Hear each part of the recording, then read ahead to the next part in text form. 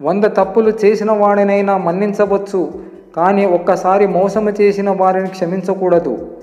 తప్పులు చేసేవారు మారతారేమో కానీ మోసబుద్ధి ఉన్నవారు ఎప్పుడూ మారలేరు.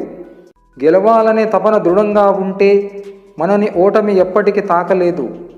పుస్తకములో గొప్పతనం అందులో ఉండే విషయం మీద ఆధారపడదు, అది మనకు అందించే ఆలోచన మీద ఆధారపడి ఉంటుంది. గెలుపునకు తుదిమెట్టు అంటూ ఏదీ ఉండదు. ఓటమి అన్నది ఎప్పుడూ అపాయకారి కాదు. మనం ఈ రెండింటిని సాధించాలన్నా కావాల్సింది ఒక ధైర్యమే. పేదవాడిగా ఉన్నప్పుడు నిజాయితీగా ఉండు, ధనికుడిగా ఉన్నప్పుడు సామాన్యునివనే ఉండు, అధికారంలో ఉన్నప్పుడు వినయంగా ఉండు, కోపంలో ఉన్నప్పుడు మాట్లాడకు. ఇవే జీవితంలో నేర్చుకోవాల్సిన ముఖ్య సూత్రాలు. అందరి పట్ల విధేయత కనబరచండి, కానీ నమ్మకాలకు భిన్నంగా ప్రవర్తించకండి. ఉదాహరణ ఇవ్వడం చాలా సులభం, ఉదాహరణగా నిలబడడం గొప్ప విషయం. మిమ్మల్ని మీరు బలహీన వ్యక్తిగా ఫీల్ అవుతున్నప్పుడు ఒక 5 నిమిషాలు కళ్ళు మూసుకొని అత్యంత శక్తివంతులుగా ఊహించుకోండి. మీలో గొప్ప మార్పు తప్పక వస్తుంది. పక్క వాళ్ళ మీద ఏడ్చే మనుషులు 3 రకాలుగా ఉంటారు. వాళ్ళకి అవకాశాలు రాక కొందరు, వచ్చిన అవకాశాన్ని సరిగ్గా వినియోగించుకోలేక మరికొందరు, అన్నీ ఉన్న ఎదుటి వాళ్ళ మీదే ఏడ్చే వాళ్ళు మరికొందరు. నీరు లేని బావి దగ్గరికి, డబ్బు లేని మనిషి దగ్గరికి ఎవరు రారు. అలాగే ఆకులు రాలిన చెట్టును అవసరం తీరాక మనిషిని ఎవరు పట్టించుకోరు. ఇది పచ్చి నిజం, ఎవరు నమ్మినా నమ్మకపోయినా. అన్నింటికీ ఎన్నో మందులు కనిపెడుతున్నారు, కానీ ఆకలి కేకలకు, పేదరికానికి ఎందుకో మందులు మర్చిపోతున్నారు. ఎవరో విలువ ఇవ్వలేదని నువ్వు బాధపడకు. ఒక్కసారి విలువ ఇవ్వని వారికి దూరంగా ఉండి చూడు, నీ విలువేంటో వాళ్లకు అర్థమవుతుంది. కష్టాలు నిన్ను నాశనం చేయడానికి రాలేదు, నీ శక్తి సామర్థ్యాలను వెలికితీసి నిన్ను నువ్వు నిరూపించుకోవడానికి వచ్చాయి. కష్టాలకు కూడా తెలియాలి నిన్ను సాధించడం చాలా కష్టమని. కళ్ళలో కనబడే కష్టాన్ని గుర్తించే ధైర్యం చెప్తారు చూడు. ఏ స్వార్థం లేకుండా నీ సంతోషాన్ని కోరుకుంటారు చూడు, వాళ్ళే నీకు అయిన వాళ్ళు. ఏ బంధం లేకున్నా నేనున్నా అని తోడుంటారు చూడు, వాళ్ళే నీకు అయిన వాళ్ళు. పైకి కనిపించిందంత అందంగా ఏ ఒక్కరికి జీవితాలు ఉండవు. కొందరు నటిస్తారు, మరికొందరు నెట్టుకొస్తారు. అదే జీవితం సత్యం. వదిలి వెళ్ళిన కాలాన్ని, విడిచి వెళ్ళిన పాదాన్ని, కరిగిపోయిన కలల్ని, కన్నింటిని మిగిల్చిన ఆశల్ని తుడుచుకుంటూ గడిచిపోతున్న నేడుని, ఎదురు వచ్చే రేపుని వెళ్ళిపోనియవద్దు.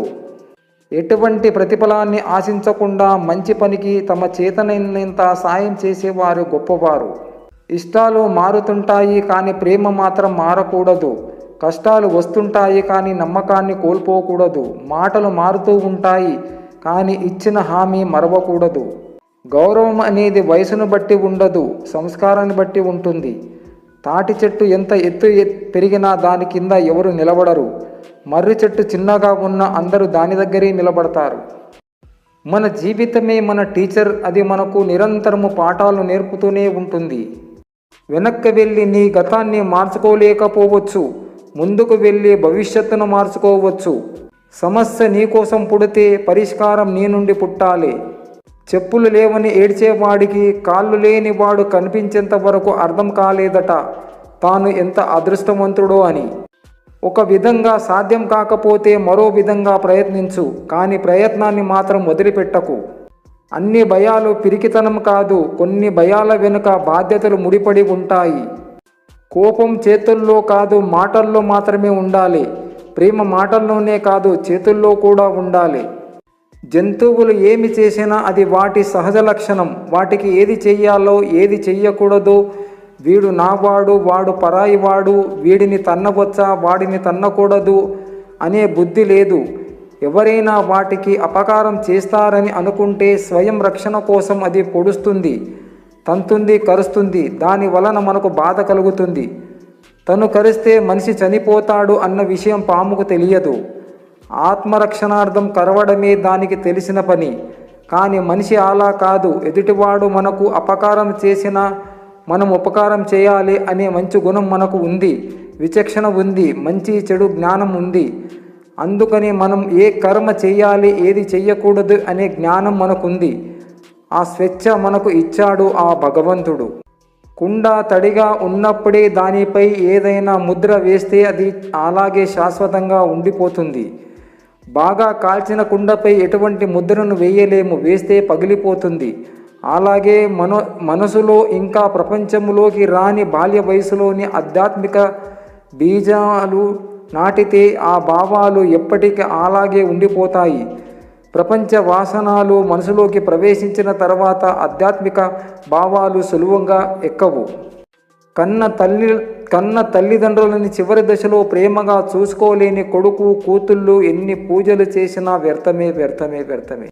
ఎంత రాబడి ఉన్నా సరిపోక అప్పులు చేసే వాళ్ళున్నారు. కొద్ది ఆదాయంతోనే పొదుపుగా సంసారాన్ని నడిపే వాళ్ళు ఉన్నారు. రెండవ వారే మనకి ఆదర్శంగా తీసుకోవాలి. ఏ గుడికెళ్ళి గంటలోనే తిరిగొస్తాం.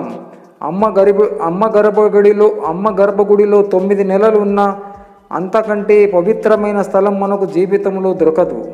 చెవులతో మాత్రమే విని కన్నులతో చూడని ఏ విషయాన్ని నమ్మకండి. ఒకవేళ నమ్మినా ఆ విషయాన్ని ఎవరితో పంచుకోకండి.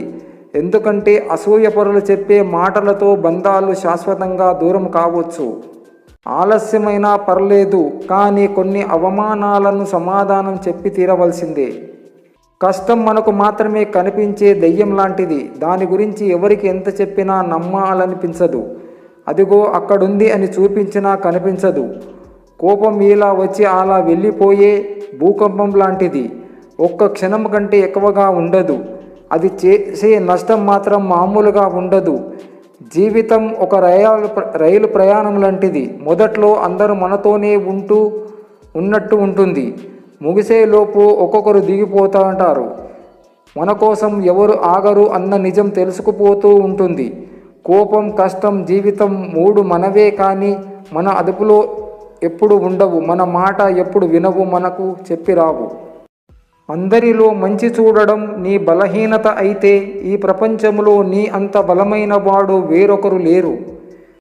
నింద వేయడం సులభమే, కానీ దాన్ని మోసేవారికే తెలుసు బరువు.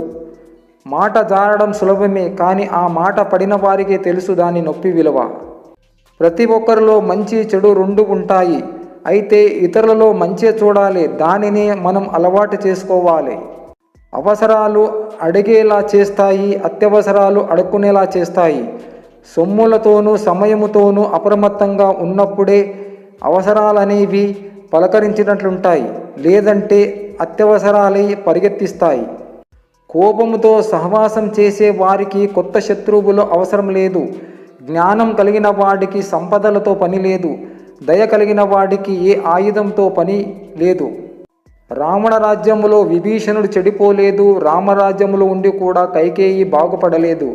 అందుకే మనం ఎక్కడ ఉన్నామనేది ముఖ్యం కాదు, మన స్వభావాన్ని ఎలా ఉంచుకున్నామనేదే ముఖ్యం. ఆశ మనిషిని బ్రతికిస్తుంది. ఇష్టం మనిషిని ఏదైనా చేయిస్తుంది.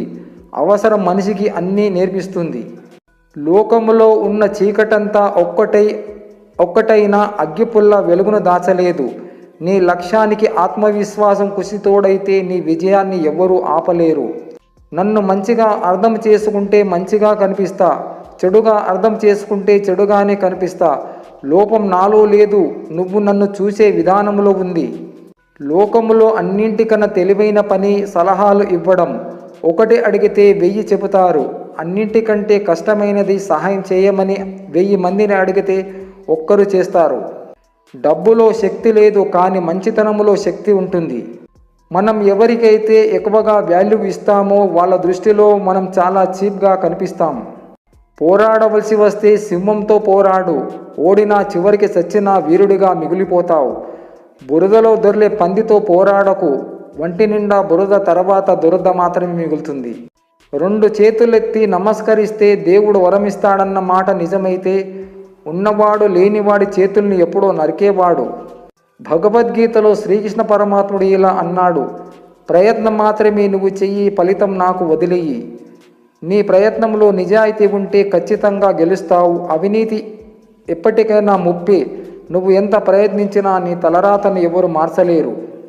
జీవితంలో ఆశతో కాదు, కసితో, కోపంతో బ్రతకాలి. ఇక్కడ బ్రతకాలంటే యుద్ధం చెయ్యాలి. పోరాడాలంటే భయపడినా బాధపడినా మన జీవితం మనల్ని ఈ ప్రపంచం నుండి దూరం విసిరిపారేస్తుంది. మనం ఒకరి గురించి చెడుగా చెప్పి నిందలు వేసి వారిని ఎంత తక్కువ చేయాలని చూసినా వారి వ్యక్తిత్వం వారిని ఎప్పుడూ ఉన్నత స్థాయిలోనే ఉంచుతుంది. మట్టి పాత్రలో భోజనం చేసినప్పుడు అందరితో సహనం ఉండేది. మట్టి పాత్రలో భోజనం చేసినప్పుడు అందరిలో సహనం ఉండేది. అరటి ఆకుల్లో భోజనం చేస్తున్నప్పుడు బంధాలు పచ్చగా ఉండేవి. లోహ పాత్రలలో భోజనం చేస్తున్నప్పుడు సంబంధాలలో ఆధికరణం ప్రారంభమైంది. గాజు పాత్రలలో భోజనం చేస్తున్నప్పుడు బంధాలలో బీటులు పగుళ్ళు ఉండేవి. ఇప్పుడు థర్మాకోల్లో భోజనాలు దిగాక యూజ్ అండ్ త్రోలా ఉన్నాయి. ప్రశ్నించనిదే సమాధానం దొరకదు, ప్రయత్నించనిదే కోరుకున్నది దక్కదు, అడుగు వేయనిదే కాలం నిన్ను కదలనివ్వదు. నీ జీవితంలో కష్టకాలం వచ్చిందంటే నీ ఎదుగుదలకు సమయం మొదలైందని అర్థం.